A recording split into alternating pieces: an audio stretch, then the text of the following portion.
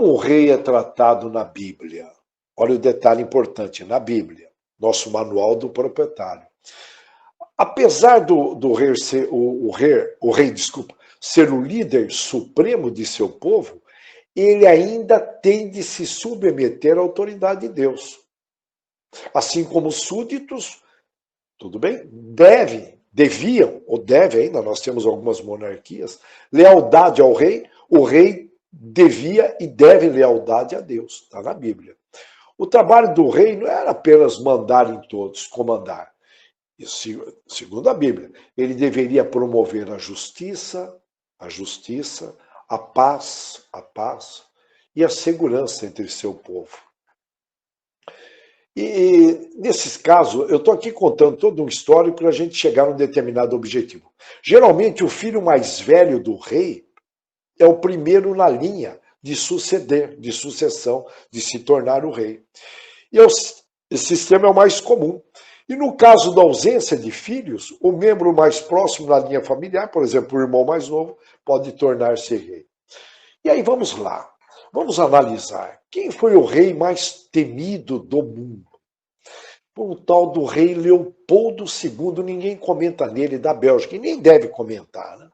Porque ele, no século XIX, ele devastou, praticamente devastou o povo dele, podemos dizer assim, extremamente cruel e assassino, e entrou para o ranking das piores pessoas de toda a história. Rei Leopoldo II. Uma mãe bem informada jamais colocaria um filho chamando Leopoldo. Espero que não tenha nenhum Leopoldo aqui, eu estou fazendo comentário, porque, portanto, aqui é uma lembrança nada positiva na Bélgica. Nada positiva. Rei Leopoldo. Eu estou aqui só fazendo um comentário com o maior respeito. Agora, um exemplo de um rei bondoso. Ciro, o Grande. Olha, Ciro o Grande. Também ninguém comenta. Essa é uma homenagem que deveria ser feita. Ele foi rei na Pérsia. E olha um detalhe. De 559 a 530 antes de Cristo. Um espírito elevado. Por quê? Foi um dos primeiros imperadores a poupar os inimigos vencidos. Olha bem, hein? Os inimigos vencidos, sabe o que ele fazia com os inimigos vencidos? Ele empregava, contratava encargos administrativos no seu império. E ao conquistar a Babilônia, ele libertou os escravos. Estabeleceu ali uma igualdade racial, na época, olha, que vanguarda. Não se comenta isso. Os professores de história ficam batendo em teclas que não tem nada a ver. Olha que exemplo maravilhoso. São raros os professores. Ninguém me falou nesse tal de Ciro. Eu gostava de assistir a aula de história, que ninguém falava. Só coisa bárbara, quem monta esses currículos. E declarou que todos teriam direito, olha lá o Ciro, de escolher a própria religião. Olha aqui, um espírito iluminado, Ciro. Guardem bem. E detalhe, olha que interessante, ele foi reconhecido. Os decretos que ele impunha, ele gravava num cilindro de barro. Nós estamos ali antes de Cristo. E foi considerado agora, eu falo agora, pela ONU, em 1971, década de 70, um dos precursores da Carta de Direitos Humanos. Um espírito enviado. Esse dá gosto de chamar de rei. E qual foi o rei mais justo? Uma pergunta, qual foi o rei mais justo? Nós trouxemos um ali que deixou a desejar, o irmãozinho, e um que deu um show de bondade, há muito tempo, antes de Cristo. Mas qual foi o rei mais justo? Salomão. Diferentemente do seu pai, Davi, Salomão não se tornou um líder guerreiro, que naquela época ali, a lei de Moisés, então tinha muito disso, né?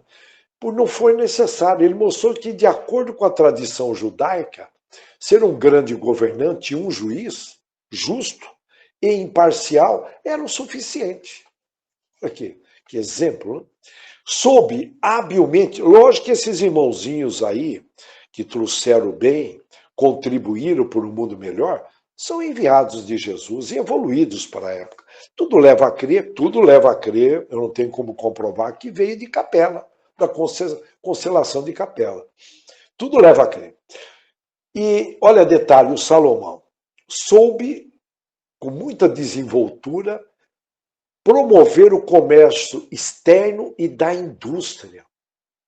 Muita competência, não pode ter vindo daqui. Se a gente pega hoje exemplos aí de gente que não consegue, é melhor parar por aqui, não consegue, incompetentes, mas tem uma conversa bonita, o povo gosta, enfim. Nós temos que olhar e ver os frutos. Quando é que nós vamos aprender a ver os frutos das árvores? Foi dito na Bíblia. O peso que a gente paga, o mundo já era para estar bem melhor, eu falo de maneira geral, viu? Bom, e ele traçou relações diplomáticas com os países vizinhos, o que levou a um progresso considerável das cidades israelitas. Veio de Capela, veio lá entre os hebreus. Salomão foi o rei bíblico mais famoso por sua sabedoria. Deus apareceu num sonho dele, perguntando o quê? Porque ele fazia um pedido e Deus questionou. O que você quer de mim? Tipo lá, Saulo Paulo, no trevo de Damasco, né? Lá na estrada de Damasco. Todos nós vamos ter um momento de Paulo, de Agostinho, momentos de grandes conversões, de converter plenamente, né? E ir para cima no cristianismo, né? Como Saulo, Paulo. Então, veja bem, ele pergunta, e no sonho, Salomão pediu, ele pede sabedoria. No sonho, Deus pergunta, o que você quer? Ele fala, eu quero sabedoria. Pega aí as lideranças do planeta, que foram instituídas por Deus, faz parte. Então, tem a ver tudo conosco, tá? Mas não vou entrar nesse campo. E Deus, satisfeito, respondeu pessoalmente à oração de Salomão, prometendo-lhe grande sabedoria, porque ele não pediu recompensas para servir a si, o seu ego, não. E geralmente os reis pediam vida longa, lembra? Vida longa. Ou morte dos inimigos. Era isso, pega esses filminhos que a gente vê aí da época, os estudiosos. Então, veja bem,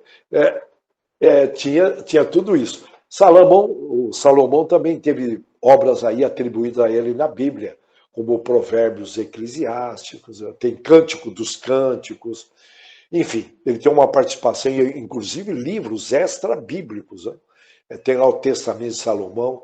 Eu li um bom tempo atrás um livro de Salomão fantástico. Inclusive a capacidade de dar ordens. Olha aí.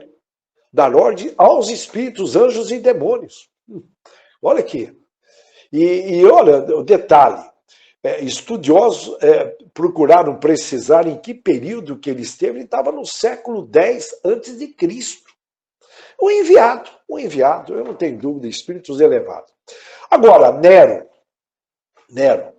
que ele tinha lá no sobrenome César Augusto, devido ao pai dele, aí ele foi no período que Jesus Cristo foi crucificado.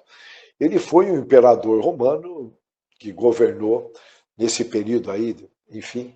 Ele governou, ele estava vivo, mas ele governou mesmo, foi de 50 a 68, 56 a 68 depois de Cristo.